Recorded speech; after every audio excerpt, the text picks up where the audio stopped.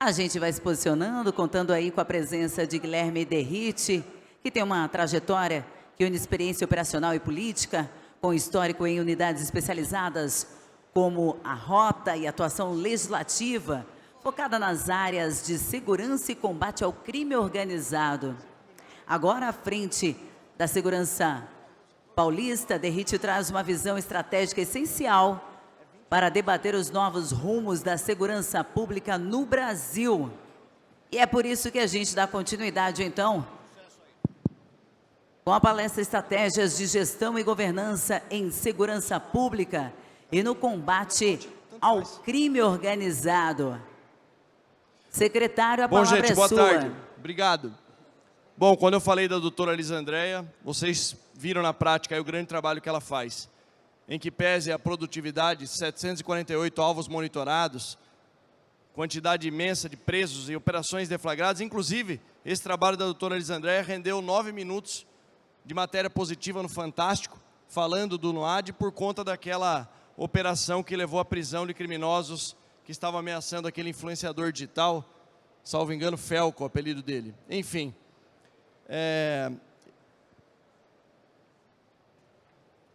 eu vou falar de forma muito rápida aqui, vou focar em 2 pontos, tá?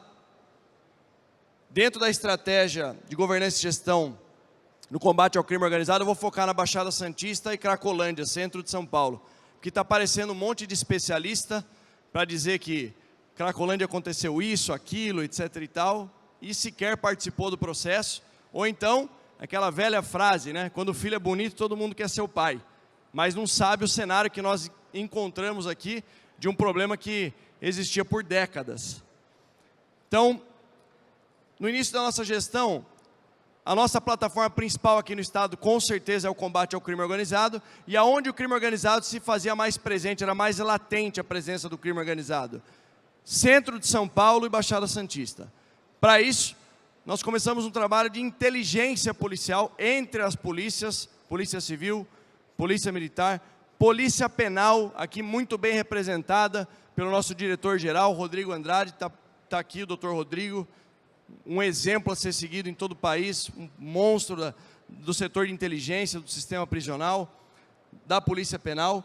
E aí, iniciamos então as estratégias para fazer frente ao grave e complexo problema que existia nesses 2 pontos. Baixada Santista, tráfico, violência e retomada de território. Mas como assim?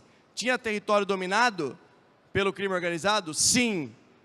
E se nós não atuássemos naquele momento para desmobilizar o domínio desse território, ouso dizer que talvez fosse quase impossível no futuro. Por isso nós realizamos as operações que realizamos, e a região da Cracolândia, ou cenas abertas de uso, como foi assim mencionada, com tráfico de drogas, problema de saúde, vulnerabilidade social, e aí sim um trabalho multi-agências que foi realizado.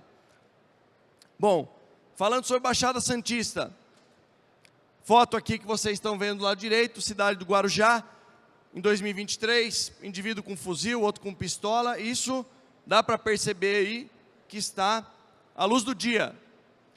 Localização estratégica para o crime organizado, por conta do Porto de Santos, segundo maior exportador de cocaína do mundo, infelizmente, só atrás do Porto de Guayaquil, no Equador. E aí nós temos um problema e uma falta de segurança jurídica. O porto é internacional, competência da União de fiscalização. Brasil não tem nenhuma fazenda produzindo cocaína, a cocaína vem dos países andinhos, nossos vizinhos. O governo federal não consegue dar conta, pelo menos não tem um plano estratégico bem delineado de combate nas fronteiras para evitar que a droga entre no nosso país e evitar que ela saia. E aí nós temos o estado de São Paulo fazendo parte da principal rota do Brasil do mercado ilícito de drogas. Para isso, a nossa estratégia, os 3 pilares: monitoramento, busca e captura das principais lideranças. Segundo ponto, inviabilizar a cadeia logística do crime, à disposição do policiamento rodoviário. Sistemas de monitoramento, serviço de inteligência, fizeram com que nós aumentássemos exponencialmente as apreensões de drogas. E o terceiro ponto, impedir e inviabilizar a lavagem de dinheiro do crime, papel importante da Polícia Civil, principalmente no laboratório de lavagem de dinheiro, do Dr. Jacobucci lá no DIPOL, e o programa Recupera SP, que está tirando o dinheiro do crime organizado e trazendo para as forças de segurança. Mas a localização é estratégica. O Guarujá, em que pese o Porto ser de Santos, o Guarujá fica muito próximo ao Porto. Os indicadores criminais da Baixada Santista extremamente elevados, porque a gestão anterior optou para não querer problema. Não vamos mexer com isso daí, que isso aí dá problema. Tivemos o absurdo de um oficial da Polícia Militar, capitão Silvestre, oficial médico, baleado, disparo de fuzil. Se não foi 2021, foi 2022, foi um pouco antes da gente assumir. E a Polícia Militar, que é a mesma instituição há 193 anos, estava pronta para atuar, para dar uma devida pronta resposta, proporcional e dentro dos limites da lei sempre, mas a ordem foi melhor evitar, porque isso pode dar problema. Era o modo de se fazer segurança pública que nos antecedeu há quase 30 anos. Bom, a região tem 16 municípios do litoral paulista, efetivo de 3.000 policiais,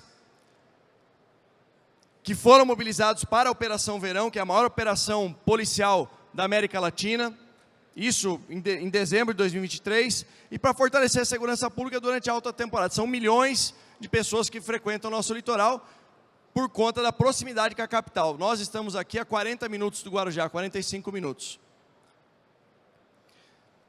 Nesse fatídico dia 28 de julho de 2023, o soldado Reis, inclusive, estava num jantar institucional com o delegado-geral quando eu recebi a ligação anunciando o falecimento do soldado Reis. Por que a rota estava no litoral?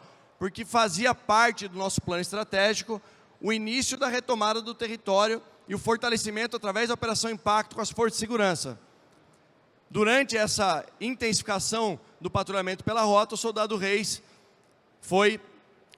sofreu um disparo de arma de fogo, vindo a falecer. A primeira Operação Escudo foi deflagrada no litoral. A Operação Escudo já existia.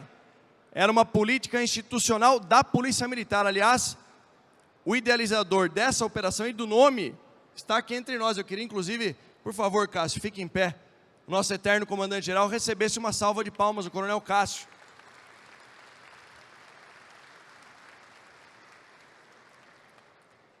O nosso principal objetivo não era uma grande operação, nós nem imaginávamos que isso fosse acontecer.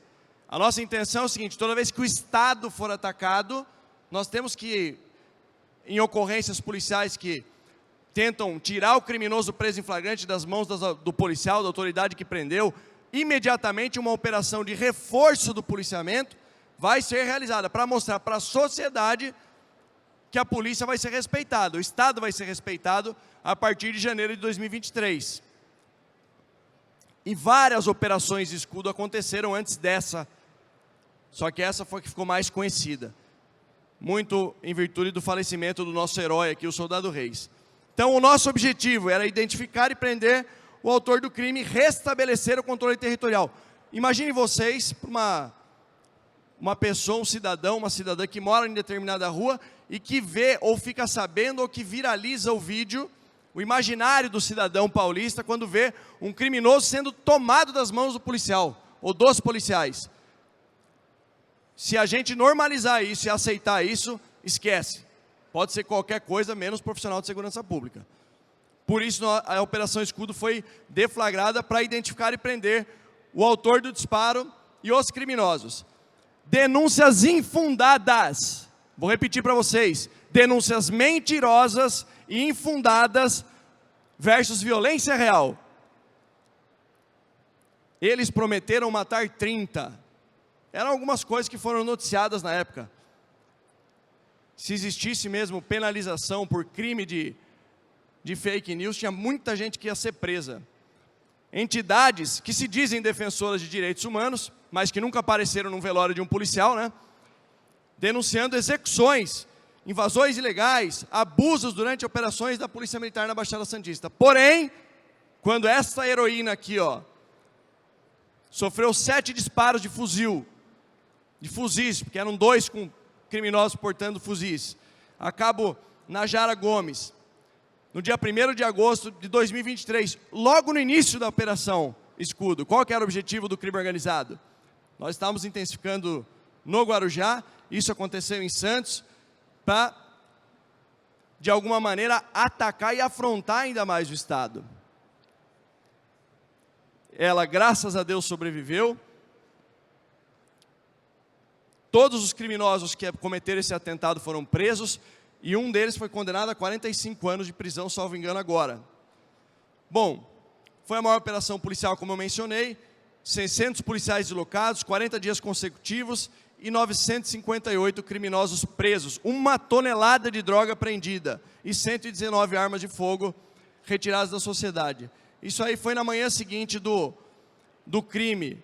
Nós estamos aqui com o doutor Luiz Carlos, que hoje é diretor do DEMACO, era o diretor do Inter6, o doutor Arthur e o coronel Cássio matando a saudade da época operacional. E nós fomos exatamente no ponto onde o criminoso efetuou o disparo contra o nosso herói, o soldado Reis.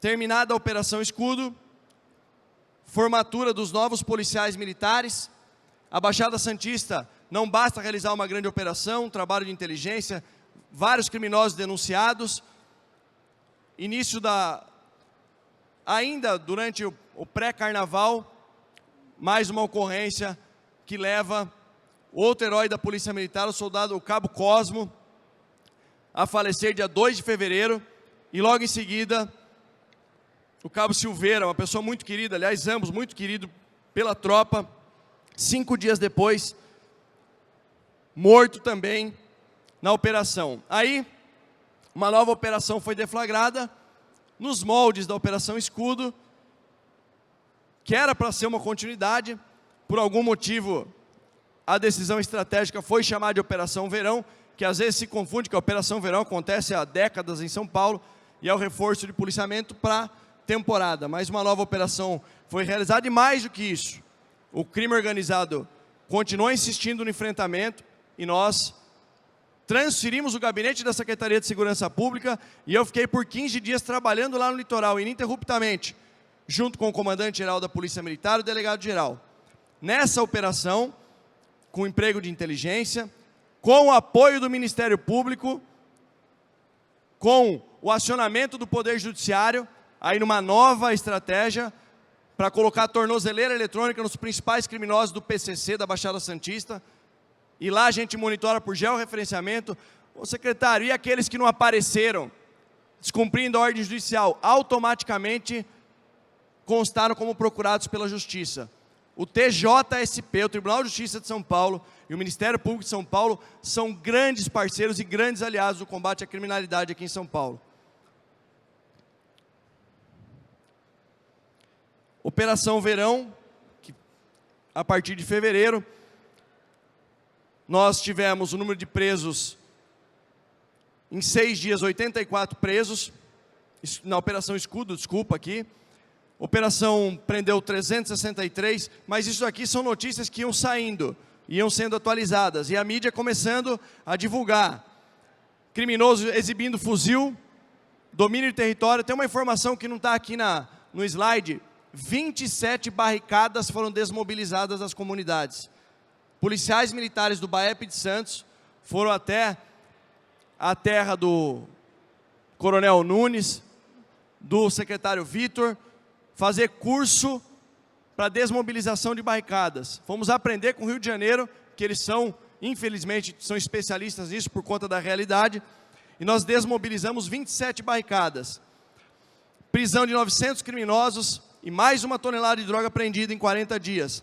Números da Operação Escudo e Operação Verão somadas: 2.000 presos, 238 armas apreendidas, 3,5 toneladas de droga, sendo que das 238, 40 fuzis. Após a operação, é o que nós falamos, o princípio do domínio do território por parte do Estado foi sendo conquistado aos poucos. Claro que isso tem um custo político, né, senhores? Óbvio que tem um custo político, tem setores, eu não gosto de generalizar, por isso que eu chamo de setores da imprensa, infelizmente enviesados, acusando de forma infundada os policiais e essas operações, mas nós aumentamos o efetivo policial, são 600 policiais militares a mais, 240 policiais civis a mais, várias unidades que estão passando por reestruturações e essa parceria com o TJ de monitoramento das principais lideranças do PCC usando tornozeleira eletrônica. No bojo dessas operações, algumas lideranças foram presas, como é o caso desse indivíduo aqui, que vocês vão ouvir falar daqui a pouco também, é o Léo do Moinho, e o do Moinho é por conta da favela do Moinho, e a Baixada Santista e o centro de São Paulo e a Cracolândia estão 100% ligados, estavam, porque Cracolândia a gente conseguiu acabar, mas esse criminoso, Léo do Moinho, foi preso no litoral por uma equipe de rota. Esse outro indivíduo de nome Fábio Oliveira Ferreira, e se eu mostrasse aqui a, entre aspas, carreira criminal desses indivíduos, aí vocês vão ficar espantados. O Barrabás, que é esse Fábio Ferreira, já foi preso 10 vezes pelas forças policiais. Ele e o Alan de Moraes Santos infelizmente, optaram pelo que há de pior, que é o confronto, e foram neutralizados.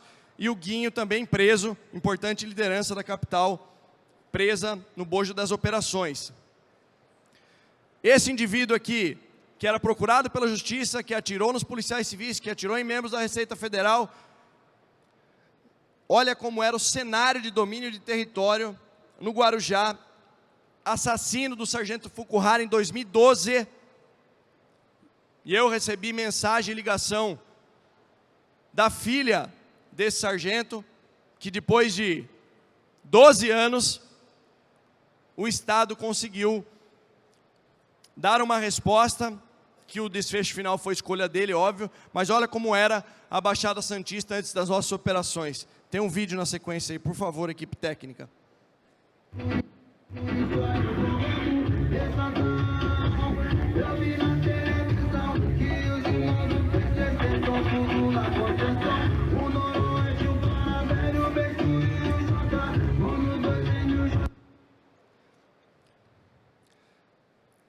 Quem aqui é membro de força policial, assistiu um vídeo desse aqui e não ficar revoltado, é que a Sabesp foi privatizada. Eu ia sugerir para prestar concurso para a Sabesp.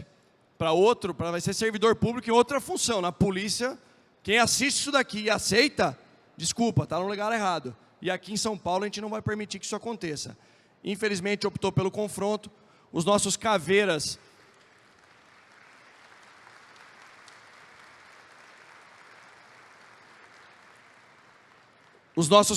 do Comando de Operações Especiais, do COI, fizeram uma operação cinematográfica que começou meia-noite na base COI, chegaram de bote até a residência onde ele estava homiziado, e ele mais 2 indivíduos, os 3 procurados pela justiça, os 3 portando fuzis, foram neutralizados nesse confronto.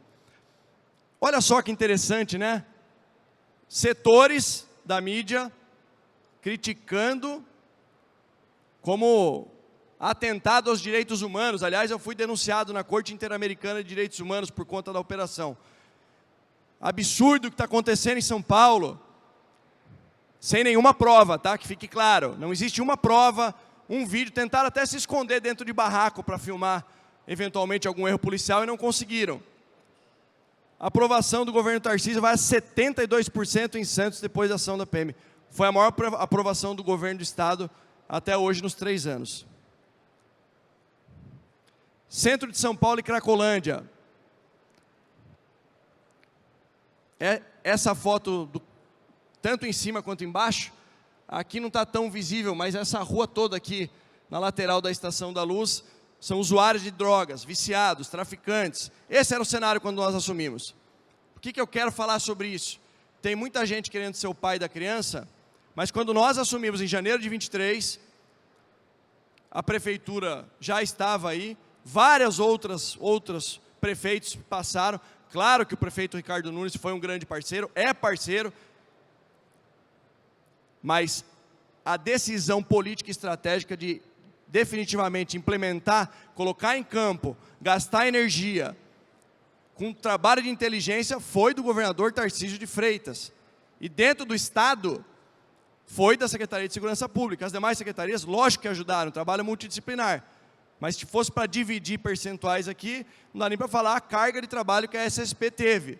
Enfim, historicamente, no centro de São Paulo, a Cracolândia, problema extremamente complexo de segurança, de saúde, assistência social, perfil da população, e ao longo de 40 anos isso existe, né?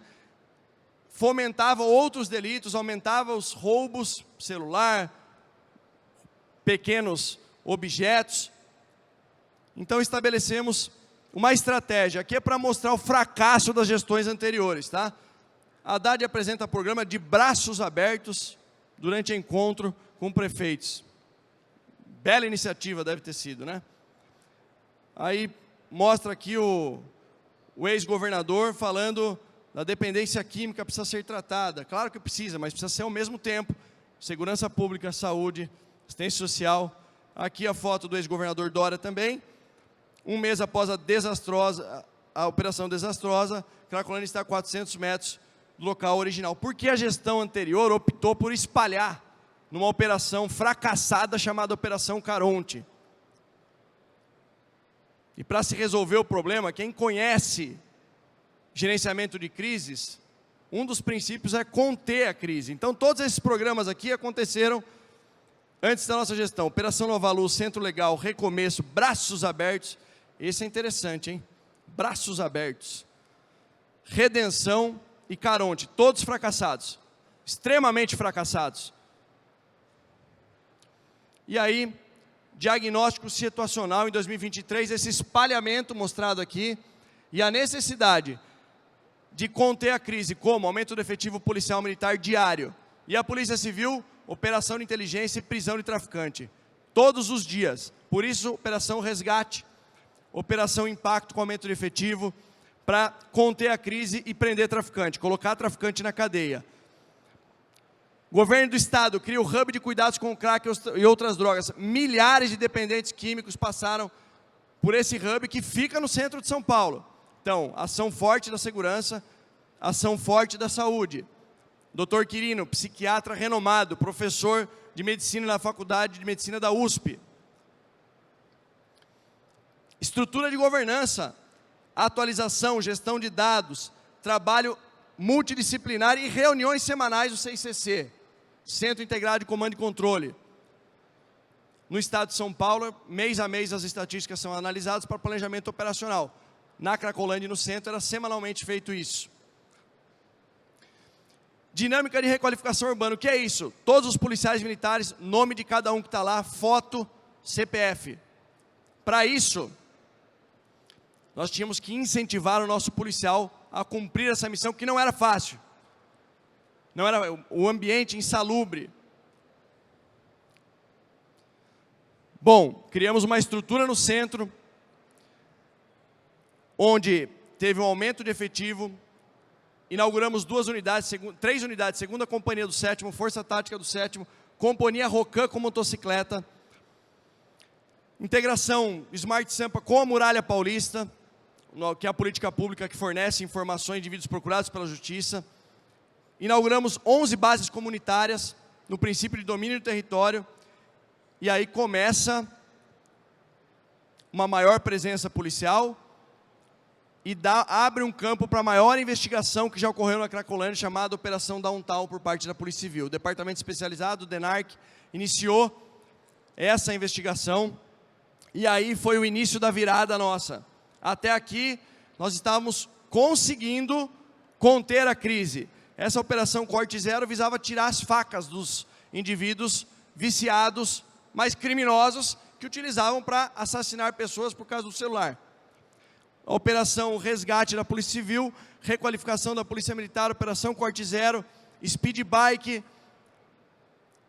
e aí vem a Operação Downtown.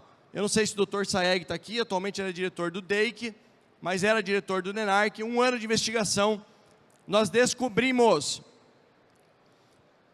primeiro, o ecossistema criminoso que existia na Cracolândia era retroalimentado e havia o interesse do crime organizado, principalmente nos CNPJs dos hotéis e hospedarias. O hotel e a hospedaria forneciam 3 funções.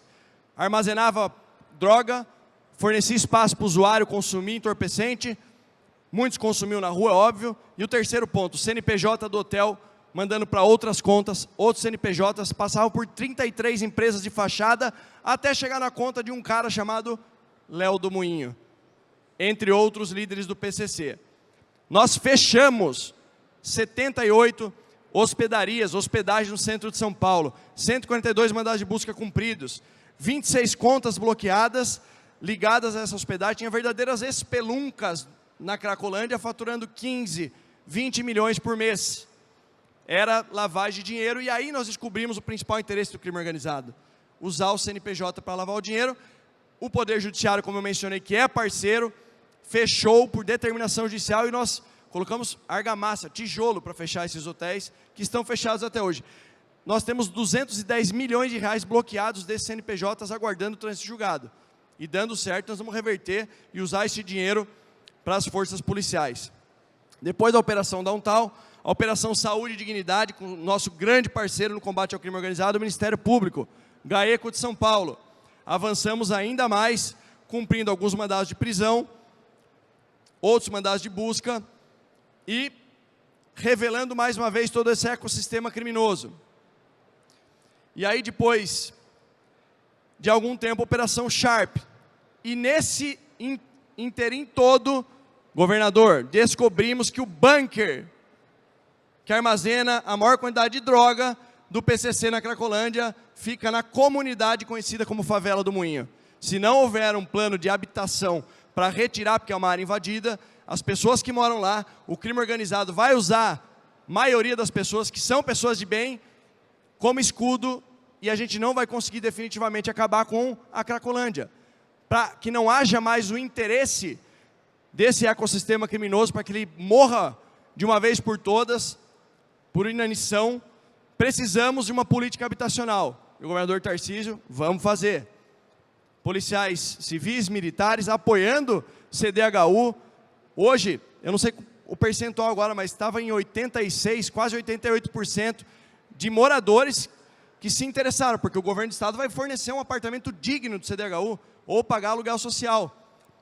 Aí tinha uma líder comunitária que era contra a saída da Cracolândia, a saída da Favela do Moinho. Que absurdo que o governador Tarcísio, o secretário Derrite estão querendo fazer. Essa moça aqui que está circulada de amarelo, veementemente contra, um absurdo. Imagina, fornecer um apartamento de graça para quem mora numa área invadida. Que malvado que é esse governador Tarcísio, né? E fez reunião com ministros do atual governo federal. Vocês estão vendo o palanque aí.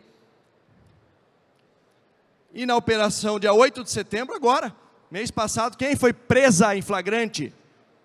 Com uma quantidade considerável de drogas. Olha só que coincidência. Por que será que a Alessandra Moja, que é a irmã do Léo do Moinho, não queria que as pessoas saíssem lá da Favela do Moinho, né? Isso é trabalho de inteligência. Bom, como eu mencionei, a localização, essa é uma foto de um trecho da Favela do Moinho. A ocupação, problema complexo, a exigência de um trabalho multidisciplinar, o custo político disso, que o governador topou encarar, e o trabalho integrado da Polícia Civil, Polícia Militar, Polícia Técnico-Científica, Ministério Público, Poder Judiciário, e no final da CDHU da habitação para viabilizar a saída das pessoas, foi o que desmobilizou todo o ecossistema criminoso da Favela do Moinho. Iniciamos a remoção, negociação, aí eu falei 75%, mas já está em 86%, o número atualizado. Literalmente acabou, não existe mais no centro de São Paulo. Essa aqui foi a operação que nós mencionamos, né? Operação realizada no mês passado, que levou à prisão dessa criminosa. E o que era a Cracolândia, aquela foto lá do primeiro slide que vocês viram, é essa foto aí.